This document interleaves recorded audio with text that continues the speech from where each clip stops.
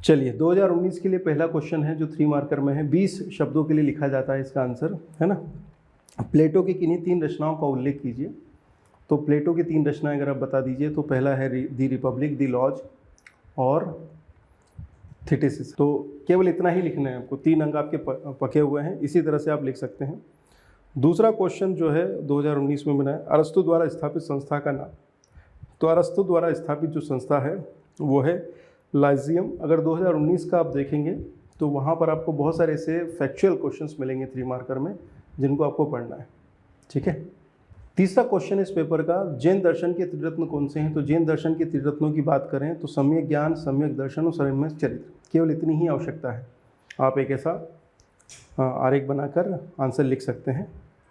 इसी तरह से अगर आपसे पूछा जाए कि भैया बौद्ध दर्शन के 4 आर्य सत्य क्या हैं, अगर आपसे प्रश्न पूछा जाए कि बौद्ध दर्शन के 4 आर्य सत्य क्या हैं, तो आंसर लिखिए सर्वम दुखम, दुख समुदय, दुख निरोध और दुख निरोध गामिनी प्रतिपदा, ठीक है। केवल ये 4 चीज़ें आपसे एक्सपेक्ट है और अगर आप ऐसा करते हैं तो 3 नंबर आपके लिखे हुए हैं आपके हाथ में, कोई नहीं छीन रहा उसको। 5वां प्रश्न है, शंकराचार्य द्वारा प्रतिपादित दार्शनिक मत या सिद्धांत क्या कहलाता है। देखिए शुरुआत का पेपर नंबर 1 और 2 जो है वो थिंकर्स या विचारकों पे बनाया गया है। उसके बाद में 2 पेपर और बनाए गए हैं जो कि शेष जो आपका सेगमेंट है उस पर, और एक FLT। इस तरह से पेपर नंबर 4 पे 5 पेपर आपको मिल रहे हैं। इस तरह से काम हो रहा है, ध्यान दीजिएगा। नेक्स्ट क्वेश्चन है आपके सामने, शंकराचार्य द्वारा प्रतिपादित दार्शनिक मत या सिद्धांत क्या कहलाता है। तो शंकराचार्य ने जिस मत को प्रस्तुत किया था उसे हम क्या कहते हैं, अद्वैत वेदांत दर्शन। ये टर्म्स आपसे पूछी गई है, तो ये है अद्वैत वेदांत दर्शन। आपसे ये उम्मीद नहीं की जाती 20 शब्दों में कि आप अद्वैत वेदांत दर्शन की व्याख्या भी करें, ये ध्यान दीजिएगा। इसी तरह से एक प्रश्न बनता है चारवाक दर्शन से। चारवाक दर्शन आपके सिलेबस में है। चारवाक दर्शन के प्रणेता कौन है। चारवाक दर्शन के प्रणेता कौन है, तो बताइए कि बृहस्पति ऋषि को चारवाक दर्शन या लोकायत दर्शन का प्रणेता माना जाता है। नाम केवल आपको लिखना है, बृहस्पति ऋषि, गुरु बृहस्पति को चारवाक दर्शन का प्रणेता मान रहे हैं हम लोग। इसी तरह से अगर कबीर के संदर्भ में पूछा जाए कि कबीर की भाषा, तो कबीर की भाषा के बारे में बता सकते हैं कि इसे पंचमेल खिचड़ी या सद्दुकड़ी भाषा बोल रहे हैं हम, और इसमें ब्रज, अवधी, राजस्थानी, खड़ी बोली, हिंदी, उर्दू, इन शब्दों का समावेशन आपको देखने को मिलता है। कबीर की भाषा पंचमेल खिचड़ी या सद्दुकड़ी भाषा, साधुओं की भाषा, क्योंकि वो जगह जगह घूमते रहते थे।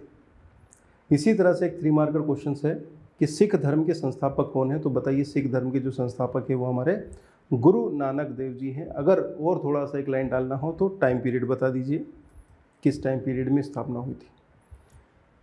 अगला प्रश्न है 3 अंकों के लिए, तुलसीदास की किन्हीं 3 रचनाओं के नाम बताइए। तो 3 रचनाएं बता दीजिए। रामचरितमानस तो आप जानते ही हैं, दोहावली, कवितावली, पर्याप्त इतना है। फिर भी अगर आपको अतिरिक्त जानकारी देनी है तो बता दीजिए कि रामचरितमानस अवधी भाषा में है, दोहावली ब्रज में है और कवितावली भी ब्रज भाषा में ही लिखी गई है।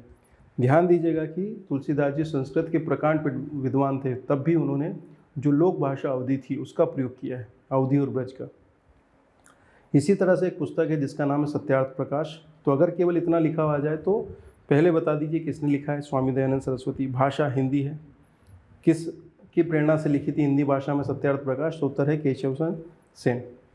केशवचंद सेन ब्रह्म समाज से जुड़े हुए व्यक्तित्व, और इसकी विषय वस्तु इस पुस्तक की वो बता दिए, सामाजिक और धार्मिक विषयों पर विवेचना। तो ये प्रश्न है बेटा जो कि 3 मार्कर के रूप में आपसे पूछे जा सकते हैं।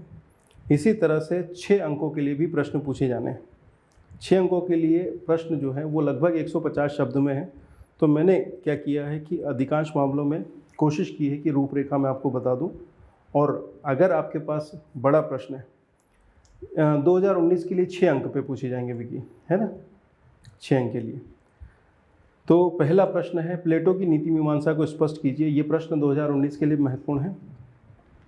तो प्लेटो की नीति मीमांसा के बारे में जो विस्तृत जानकारी हमें दी रिपब्लिक नामक उनकी एक पुस्तक से मिलती है, जिसमें उन्होंने नीति मीमांसा के संदर्भ में खंडन तथा मंडन का सहारा लिया है। खंडन मतलब कुछ चीज़ों को उन्होंने नकारा है और कुछ अपने विचारों को सामने रखा है। जिन बातों का उन्होंने खंडन किया उसमें सबसे महत्वपूर्ण है सोफिस्टों की नीति मीमांसा। सोफिस्ट जो कि, ध्यान दीजिएगा, सोफिस्टों के बारे में ध्यान दीजिएगा। सुकरात, प्लेटो, या कहें कि प्लेटो के समय ये काफ़ी प्रचलित हुआ करते थे, जैसे कि जैनिज्म तथा बौद्धिज्म के समय चारवाक काफ़ी प्रचलन में थे, लोकायत, आजीविक संप्रदाय प्रचलन में थे। इसी तरह से सोफिस्ट हुआ करते थे। सोफिस्टों का ये मानना था नीति मीमांसा के संदर्भ में कि जो नैतिक है अनैतिक है उसका जो निर्धारण है वो व्यक्तिनिष्ठ होना चाहिए, और अगर व्यक्तिनिष्ठ होगा तो ही सही है, क्योंकि किसी एक निश्चित परिभाषिक नैतिक सिद्धांतों का उन्होंने खंडन किया था। उनका ये कहना था कि जो नैतिकता है वो व्यक्तिनिष्ठ होती है और हर व्यक्ति को इस पे व्यक्तिगत स्तर पर खड़े होकर बात करना है। फिर सोफिस्ट जो कह रहे थे कि भैया जो नैतिकता है वो देशकाल सापेक्ष होती है, आज जो सही है वो कल गलत हो सकता था और जो कल सही था वो आज गलत हो सकता है। जैसे कि भारतीय संदर्भ में अगर उदाहरण लें हम, तो एक समय था जब सती प्रथा को सही माना जाता था, परंतु आज सती प्रथा को सही नहीं माना जाता है। तो नैतिकता या सही गलत जो है वो समय सापेक्ष है, देश और काल के सापेक्ष, ठीक है, ऐसा सोफिस्ट मानते हैं। तो उचित अनुचित, शुभ अशुभ, ये जो हैं इनको लेकर बहुत ज़्यादा परेशान होने की आवश्यकता नहीं है, ये है हमारे सोफिस्ट। तो स्वाभाविक था प्लेटो ने इनका खंडन किया कि नहीं, अगर मान लीजिए कि नैतिकता वस्तुनिष्ठ हो जाएगी तो फिर नैतिकता के वास्तविक मापदंड बचेंगे कहाँ। कोई व्यक्ति कहेगा कि ये जो किया मैंने काम, मान लो किसी ने किसी को मार दिया, फिर कहेगा कि ये तो मैंने सही किया क्योंकि मेरे हिसाब से सही था। ऐसे थोड़ी ना चलेगा भाई। नैतिकता के लिए आपको कम से कम किन्हीं सर्व स्वीकृत नैतिक मापदंडों तक तो पहुंचना पड़ेगा, समाज व्यवस्था कैसे चलेगी। फिर प्लेटो आगे बोलता है नीति मीमांसा में मंडन के, वो सबसे पहले बात करता है सद्गुणों। आप जानते हैं कि इनके जो गुरु थे सुकरात, उन्होंने भी बताया था कि ज्ञान ही सद्गुण है, नॉलेज इज वर्च्यू, और प्लेटो ज्ञान ही सद्गुण इस विचार को सहमति प्रदान करता है। वो कहता है कि जो सद्गुण है जिसमें बुद्धिमत्ता, साहस, संयम और न्याय, इनका जो बड़ा महत्व है, और इन्हीं के आधार पर फिर नैतिकता का निर्धारण होना चाहिए। और निष्कर्ष रूप में आप ये कह दीजिए कि कल्याण व आनंद ही प्लेटो की नीति मीमांसा का आधार है, जिसके लक्ष्य या जिस लक्ष्य की ओर आगे बढ़ना चाहते हैं। That's it. इससे ज़्यादा का स्कोप नहीं है इस प्रश्न में। इसी तरह का एक प्रश्न आपको देखने को मिलेगा, अरस्तु के स्वर्णिम माध्य के सिद्धांत को स्पष्ट कीजिए। देखिए, अरस्तु का स्वर्णिम माध्य का सिद्धांत आप जो बुद्ध का मध्यम मार्ग है वो मान लीजिए, गीता में जो संतुलन के मार्ग को बताया गया है उसको आप मान के इसकी व्याख्या करेंगे तो ज़्यादा बेहतर हो जाएगा। अरस्तु ने बुद्धि के द्वारा वासना और भावनाओं के नियमन को नैतिक सद्गुण माना, क्योंकि यहाँ पर बुद्धि को सर्वाधिक महत्व देते हैं अरस्तु। नैतिक सद्गुणों की प्राप्ति हेतु वो स्वर्णिम माध्य का सिद्धांत प्रस्तुत करते हैं, और स्वर्णिम माध्य का सिद्धांत वस्तुतः दो अतिवादी मार्गों के मध्य का मार्ग है, जिसको हम बीच का मार्ग बोलते हैं।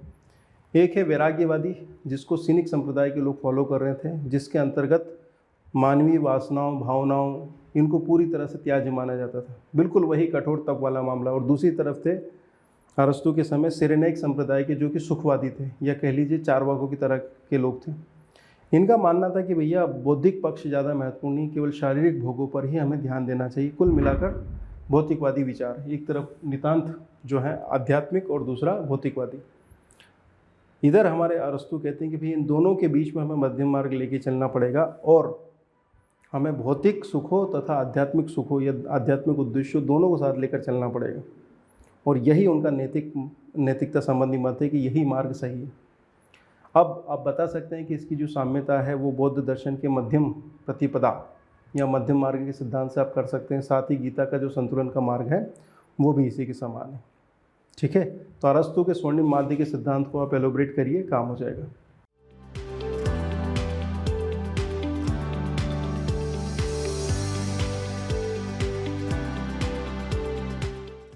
तीसरा प्रश्न जो कि आपके लिए 6 अंक में आ सकता है, 150 शब्द लिखना है ऑलमोस्ट। प्रश्न है कि जैन दर्शन की प्रमुख मान्यताओं को स्पष्ट करते हुए आगे बढ़ते हैं। पहला है अविद्या या अज्ञानता। अविद्या या अज्ञानता ही दुखों का प्रमुख कारण है। देखिए, ध्यान दीजिएगा, बुद्ध ने भी यही कहा कि संसार दुखमय है, पहला आर्य सत्य है उनका, सर्वम दुखम। उसी तरह से भगवान महावीर ने भी यही बात बोली आपको। भगवान महावीर ने ये कहा कि ये जो संसार है ये दुखमय है, और दुख के पीछे जो मुख्य कारण है वह है अविद्या। एक्चुअली प्रश्न जब महावीर जैन से ये पूछा गया कि क्या कारण है सर, ध्यान दीजिए, महावीर जैन से जब पूछा गया कि प्रारंभिक अवस्था में जीव क्या था, तो महावीर जैन ने कहा कि प्रारंभिक अवस्था में जीव जो था वो मुक्त अवस्था में था, परंतु अविद्या से ग्रसित होकर वो क्या करता है, कर्म बुद्धिगोलों को अपनी ओर आकर्षित करता है।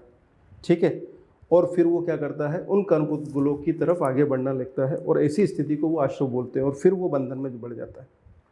ठीक है, ये जो मुद्दा है ये सब कुछ संभव हुआ तब जबकि अविद्या आई।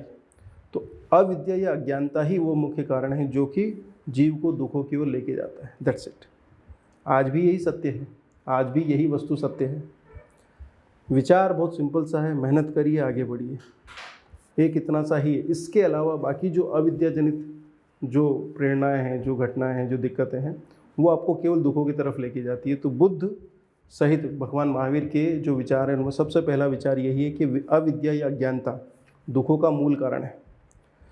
इसके बाद में उन्होंने अपने दर्शन में पंच महाव्रतों को महत्व दिया, क्योंकि बंधन की अवस्था से मोक्ष की अवस्था की तरफ या निर्वाण की अवस्था तक जाने के लिए आपको पंच महाव्रतों, जिसमें सत्य, अहिंसा, अपरिग्रह और आस्तेय व ब्रह्मचर्य का पालन करना है। इसमें 4 जो पंच महाव्रत थे, ठीक, ये कंटिन्यू थे। 5वां जो पंच महाव्रत था वो भगवान महावीर द्वारा जोड़ा गया है। ठीक, आगे बढ़ते हैं। अनिश्वरवादी किंतु आत्मवादी विचार का समर्थन जैन दर्शन का तीसरा महत्वपूर्ण विचार है। अगर आप ध्यान दीजिएगा, बौद्ध दर्शन से अगर मैं तुलना करूं तो बौद्ध दर्शन भी अनिश्वरवादी है, अर्थात वो ईश्वर की सत्ता को नहीं मानता परंतु पुनर्जन्म मानता है, किंतु आत्मा को नहीं मानता। ये है बुद्ध का स्टेटस। महावीर जैन का स्टेटस क्या है? वो कहते हैं नंबर 1 ईश्वर है या नहीं, उत्तर है नहीं। वेद अप्रामाणिक है, बिल्कुल सही बात है। अब जो मुद्दा है वो क्या है? यहाँ पर आत्मा के बारे में जब बुद्ध से पूछा गया तो उन्होंने नकार दिया, किंतु महावीर जैन ने कहा कि हाँ, आत्मा का अस्तित्व है। तो यहाँ पर जैन दर्शन अनिश्वरवादी किंतु अनात्मवादी विचार का समर्थन करता हुआ अपनी थ्योरी को एक्सप्लेन करता है। जिस तरह से भगवान बुद्ध ने त्रिरत्नी की अवधारणा दी थी, उसी तरह से एक त्रिरत्नी की अवस्था आपको जैन दर्शन में भी दिखाई देगी, जिसके अंतर्गत सम्यक ज्ञान, सम्यक दर्शन और सम्यक चरित्र, इन 3 त्रिरत्नों के आधार पर जो जीव है वो बंधन की अवस्था से बाहर आ सकता है। और जैसे ही अंतिम कर्म पुद्गल जीव से अलग होगा, जिसको हम कहते हैं निर्जरा की अवस्था, और व्यक्ति या कहें कि जीव जो है वो मोक्ष को प्राप्त करेगा। ठीक,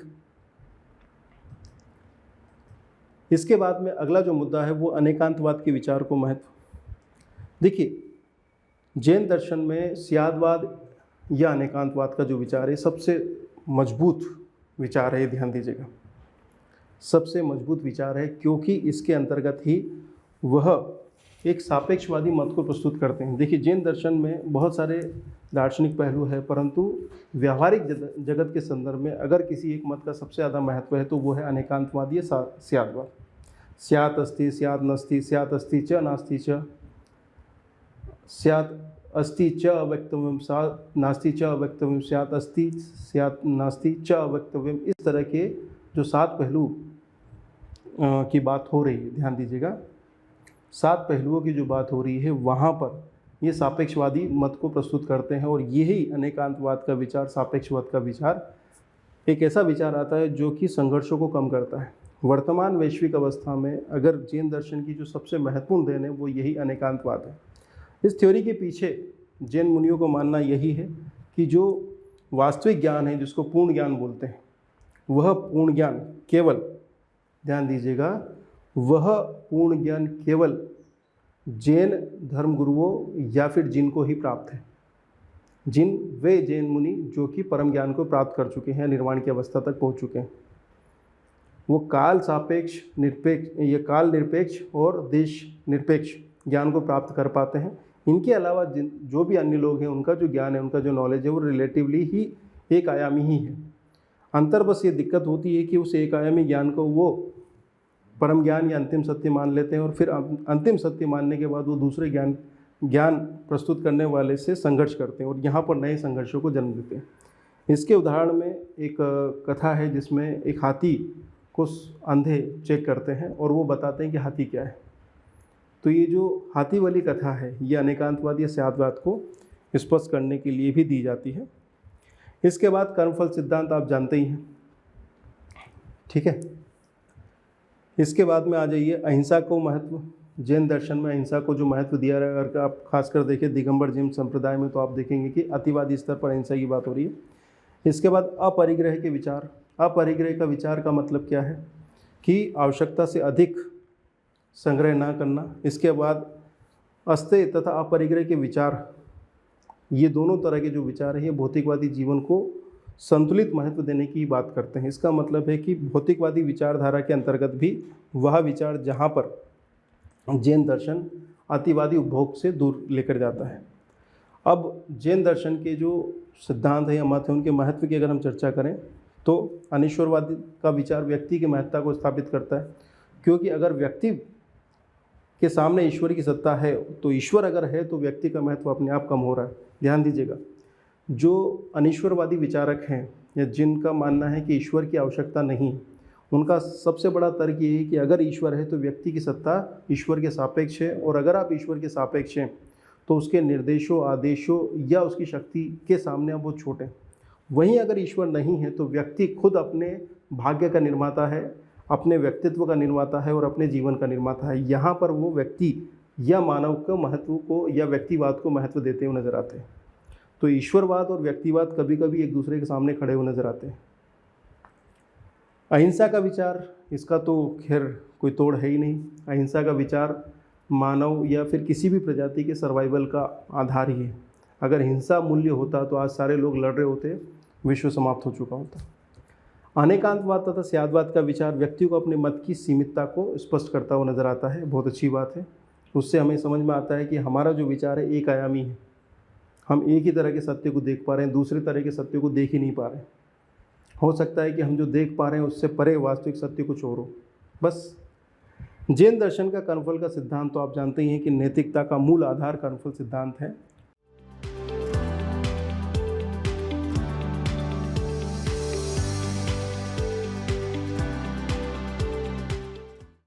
अगला है शंकराचार्य का माया संबंधी विचार।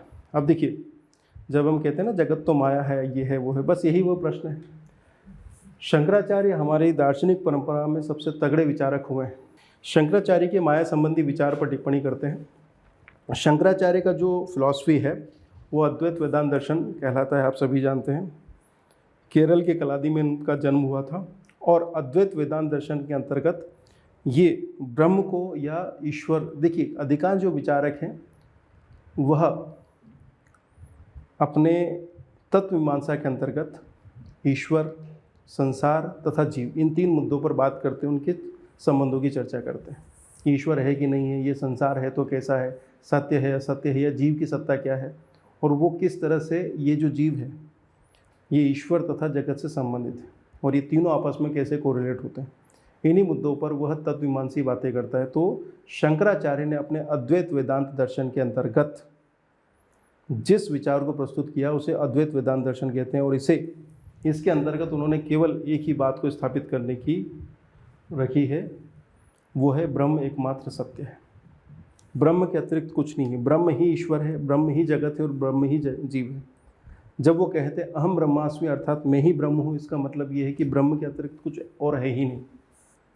यहाँ पर ब्रह्म को तो अद्वैत बोलते हैं, एक बोलना भी गड़बड़ हो जाता है मामला, ठीक है। शंकराचार्य अपने तत्वमीमांसी दर्शन के अंतर्गत ब्रह्म को ही एकमात्र सत्ता के रूप में व्याख्यात करते हैं। फिर कोई कहता है कि फिर ये जो संसार हमें दिख रहा है, तब उसकी व्याख्या करते हुए वो कहते हैं कि ब्रह्म का जो सगुण रूप है वो ईश्वर है, और ईश्वर की जो एक शक्ति है जिसको वो कहते हैं माया, और माया के भी दो रूप हैं, विद्या माया तथा अविद्या माया। अविद्या माया से ईश्वर स्वयं को अव्यक्त करता है। एक गीत है, उसकी एक पंक्ति है, जिसकी रचना इतनी सुंदर वो कितना सुंदर होगा। जिसकी रचना इतनी सुंदर वो कितना सुंदर होगा। जब कोई रचनाकार प्रकृति में ईश्वर को देख रहा है तो वो विद्या माया को देख रहा है शंकर के अनुसार, ठीक है। इसके बाद में अविद्या माया, विद्या माया में वो ईश्वर स्वयं को व्यक्त करता है, पॉजिटिव साइड है, और अविद्या माया में वो एक खेल खेलता है जिसमें भ्रम, मोह और कर्मफल चक्र व्यवस्थित है। भ्रम एक उत्पन्न होता है। भ्रम किस प्रकार का, जैसे आप में और मुझ में अंतर है कि मैं रामलाल हूँ, ये श्यामलाल है, ये मोहनलाल है। ये जो भेद उत्पन्न हो रहा है ये भ्रम है। मैं और ईश्वर अलग है या मैं और ब्रह्म अलग है, ये जो भेद है ये भ्रम है। ब्रह्म नहीं, भ्रम है, भ्रम, ध्यान दीजिएगा, ठीक। फिर मोह से युक्त होकर वो कर्मफल सिद्धांत चक्र में फंसता है। और इस माया के बारे में वो कहते हैं कि भैया माया के बारे में बताओ, तो उन्होंने कहा कि अनिर्वचनीय है। अनिर्वचनीय इसलिए है क्योंकि ना तो ये सत्य है, क्योंकि सत्य तो केवल ब्रह्म है, ब्रह्म के अलावा कुछ है ही नहीं। दूसरा, ना ये असत्य है। असत्य इसलिए भी नहीं है क्योंकि यह दिखाई देती है, ईश्वर की शक्ति है। फिर क्या है, ना सत्य है ना असत्य है, बिल्कुल सत्य है, ना तो सत्य है ना ही असत्य है। तो माया अनिर्वचनीय है, इसकी किसी भी तरह से व्याख्या नहीं की जा सकती। ये चौथा बिंदु है जिसको एक्सप्लेन करना है माया के संदर्भ में। फिर उसके बाद वो कहते हैं कि जो माया है वो अनादि है। अनादि इसलिए क्योंकि ये हमेशा से थी, ईश्वर की शक्ति है, किंतु अनंत नहीं है, क्योंकि जिस दिन व्यक्ति को ब्रह्म का ज्ञान होगा, जिस दिन उसको ज्ञान प्राप्त होगा, उस दिन ये माया अपने आप समाप्त हो जाएगी। ठीक है, तो माया के रूपों में जब वो बात करते हैं तो भैया एक है जगत माया, जिसमें माया के प्रभाव से ये जगत आपको नज़र आता है। उसी तरह से ईश्वर, किसी ने कहा कि भैया क्या ईश्वर भी प्रभावित होता है, क्योंकि ये ईश्वर की शक्ति है, परंतु ईश्वर खुद इस माया से अप्रभावित होता है। तो इन 6 बिंदुओं को लिखने के बाद आप बता दीजिए कि माया की शक्ति के द्वारा ही शंकराचार्य ने इस जगत की व्याख्या की है और जगत और मानव और जीव के संबंधों की व्याख्या की।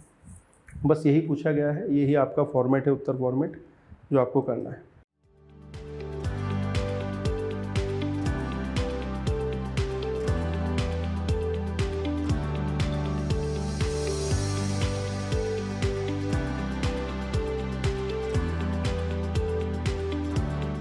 कोई भी सपना साकार करने के लिए सबसे जरूरी है सही कोच का होना। चुनिए आनंद सुपर 100 को और करें अपने MPPSC एंड गवर्नमेंट एग्जाम्स का सपना साकार। Download the app now.